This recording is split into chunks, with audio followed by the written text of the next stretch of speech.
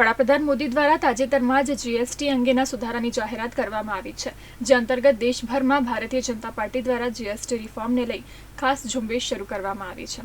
ભાજપ દ્વારા 22 સપ્ટેમ્બરથી 29 સપ્ટેમ્બર સુધી ઘટ્યો જીએસટી મળ્યો ઉપહાર, ધન્યવાદ મોદી સરકાર અભિયાન ચલાવવામાં આવી રહ્યું છે। ભરૂચ જિલ્લા ભાજપ દ્વારા પણ આ અભિયાન શરૂ કરવામાં આવ્યું છે।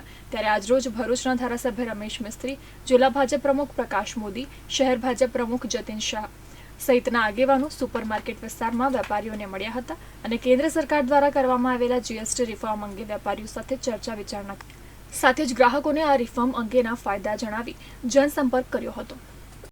યશસ્વી આદરણીય વડાપ્રધાન અને વૈશ્વિક નેતા એવા નરેન્દ્રભાઈ મોદીએ પોતાના 75મા જન્મદિવસે આ દેશની જનતાને ઉપહાર આપેલો છે અને એ કે જીએસટીના રેટમાં ઘટાડો કરાવ્યો છે। જીએસટી રિફોર્મ એ રીતના આખું એક અભિયાન ચાલી રહ્યું છે સમગ્ર દેશમાં।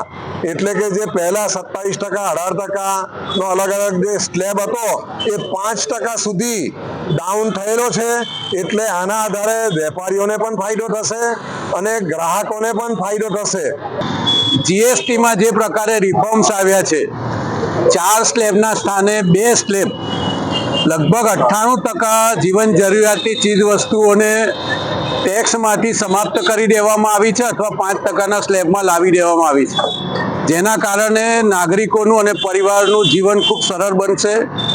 નરેન્દ્રભાઈએ આખું સપ્તાહ જીએસટી બચત ઉત્સવ તરીકે મનાવવાનું એમનું આહવાન છે, જેના ભાગરૂપે આજે ભારતીય જનતા પાર્ટીના તમામ આગેવાન કાર્યકર્તાઓ 22 તારીખથી શરૂ કરીને 29 તારીખ સુધી ભરૂચ શહેર અને જિલ્લાના જુદા જુદા વિસ્તારમાં વેપારીઓને મળીને આ જીએસટીની જાહેરાત પછી વેપારીઓ અને નાગરિકોમાં એની અસર શું છે, હજી આવનારા દિવસોમાં એની વ્યાપક અસર શું હશે અને નાગરિકોને કોઈ મુશ્કેલી હોય અથવા હજી કોઈ અમેન્ડમેન્ટ કરવાનું હોય તો અમારા માધ્યમથી સરકારને પહોંચાડવા માટેનો આ પ્રયાસ છે।